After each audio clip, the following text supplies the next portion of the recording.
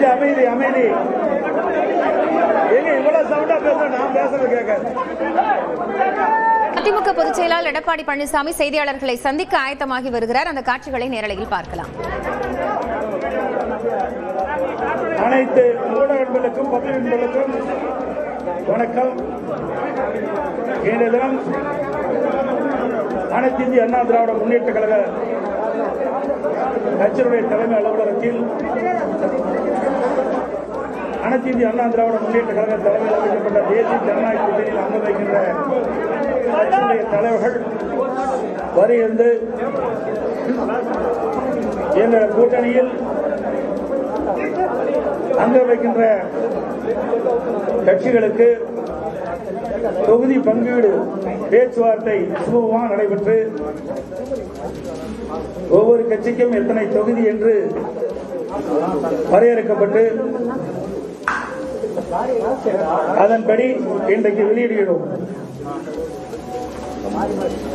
பாரதிய ஜனதா கட்சிக்கு நடைபெறுகின்ற சட்டமன்ற பொதுத் தேர்தலில் 27 இடங்கள் ஒதுக்கப்பட்டுள்ளன.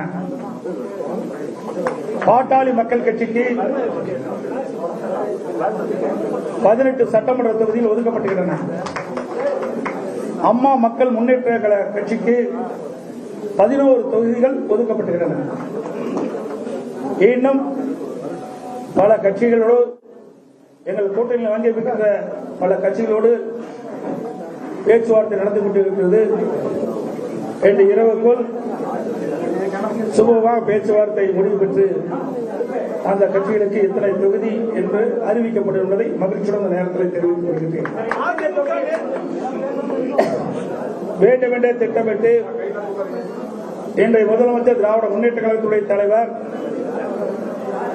திராவிட முன்னேற்ற கழக தலைமையில் அமைக்கப்பட்ட கூட்டணியில் அங்கு வைக்கின்ற கட்சி தலைவர்கள் எல்லாம் எங்களுடைய கூட்டணி பற்றி விமர்சனம் செய்து கொண்டிருக்கிறார்கள். எங்கள் கூட்டணியை பொறுத்த வரைக்கும், தேசிய ஜனநாயக கூட்டணியை பொறுத்த வரைக்கும் ஒரு உணர்வுபூர்வமாக அமைக்கப்பட்ட கூட்டணி. எங்களுடைய கூட்டணி வெற்றி கூட்டணி. நடைபெறுகின்ற சட்டமன்ற பொதுத் தேர்தலில் 234 இடங்களிலே 210 இடங்களில் நிச்சயமாக வெல்லும்.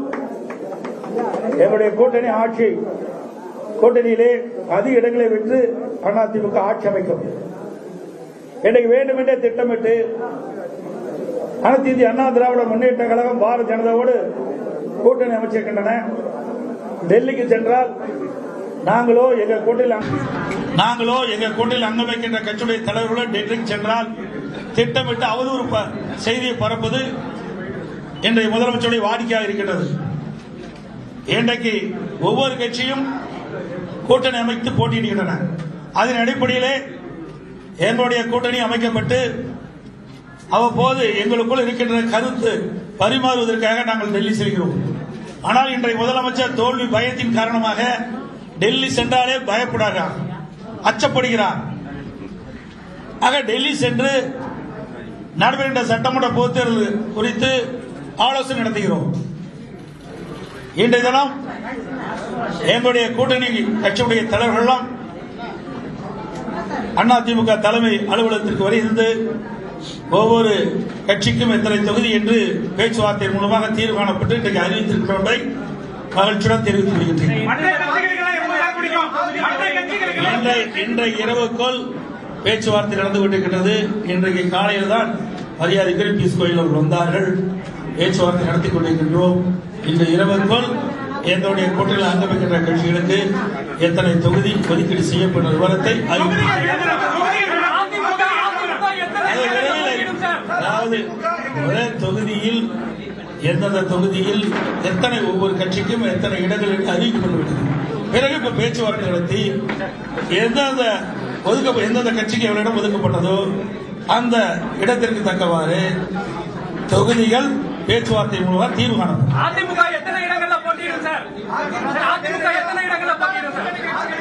அதாவது இன்னும் சொன்ன பேச்சுவார்த்தை நடந்து கொண்டிருக்கின்றது. இன்னும் சில கட்சிகளுக்கு நாங்கள் இடங்கள் அளிக்கப்பட வேண்டும். இறுதி செய்யப்பட்ட பிறகு உங்களிடம் நிச்சயமாக தெரியும்.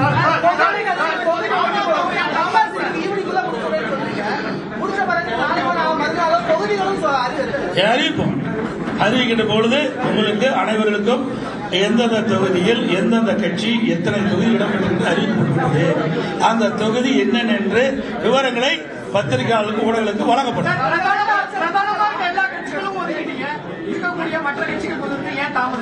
ஏங்க இன்னைக்கு காலையில தான் வந்தேன். 20 நாள் நடக்குது, அந்த கட்சி கேட்க மாட்டேங்கிறீங்க.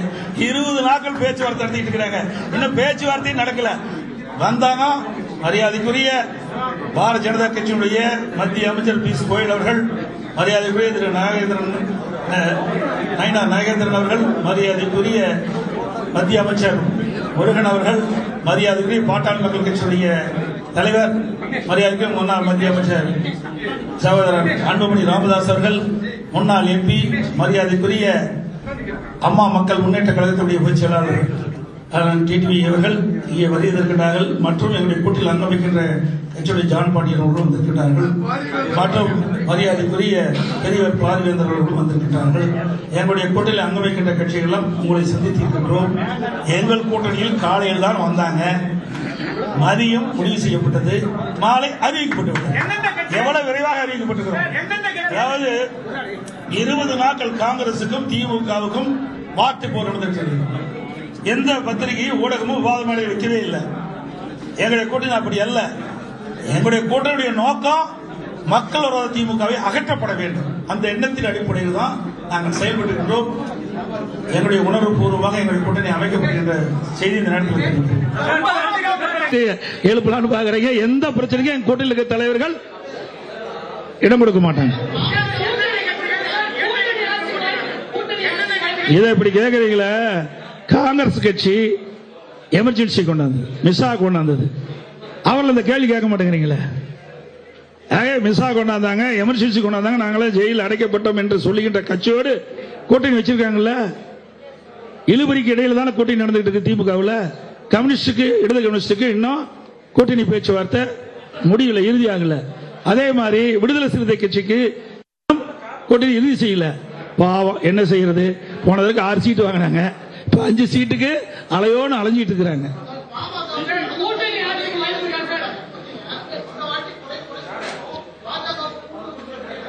அப்படியெல்லாம் கிடையாது. நீங்க கேட்கிற கேள்வி எல்லாம் தவறானது. எங்களுக்குள்ள பேசி ஒரு இணக்கமான சூழ்நிலை ஏற்பட்டு தான் இந்த கூட்டணி அமைச்சிருக்கிறோம். நீங்க போட்டுக்கிட்டு வாங்க வேண்டாம்.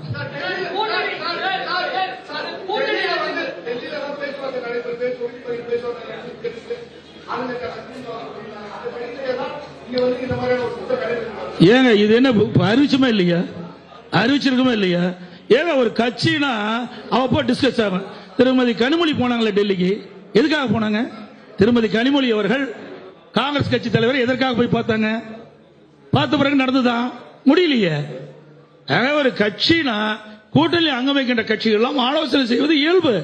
ஆனா திமுக தலைமையில் அமைக்கப்படுகின்ற கூட்டணி கட்சிகள் எப்படி இழுபறி என்பதை நீங்கள் எண்ணி பார்க்க வேண்டும்.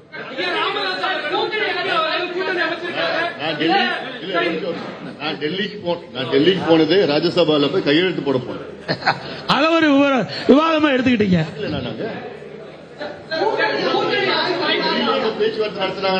எல்லாமே அனைத்து இந்திய அண்ணா திராவிட முன்னேற்ற கழகம் ஆட்சி அமைக்கும், உங்களுக்கு எந்த சந்தேகம் தேவையில்லை.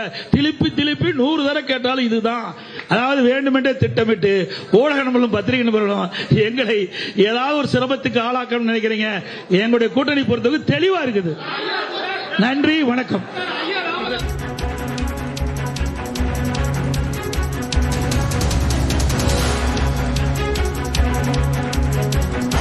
அதிமுக தலைமை அலுவலகத்தில் தொகுதி பங்கீடு ஒப்பந்தம் என்பது இறுதியாக இருக்கக்கூடிய நிலையில் பொதுச் செயலாளர் எடப்பாடி பழனிசாமி செய்தியாளர்களை சந்தித்து அந்த எண்ணிக்கை குறித்த விவரங்களை குறிப்பிட்டிருக்கிறார். அதன்படி பாஜகவிற்கு 27 இடங்கள் ஒதுக்கீடு செய்யப்பட்டிருக்கிறது. பாட்டாளி மக்கள் கட்சிக்கு 18 சட்டமன்ற தொகுதிகளும், அமமுகவிற்கு 11 தொகுதிகளும் ஒதுக்கீடு செய்யப்பட்டிருப்பதாக தெரிவிக்கப்பட்டிருக்கிறது. அதேபோன்று பிற கட்சிகளுக்கான அந்த எண்ணிக்கை குறித்த விவரங்கள் இன்று இரவிற்குள் இறுதி செய்யப்பட்டு அறிவிக்கப்படும் என்ற ஒரு கருத்தையும் எடப்பாடி பழனிசாமி அறிவித்திருக்கிறார்.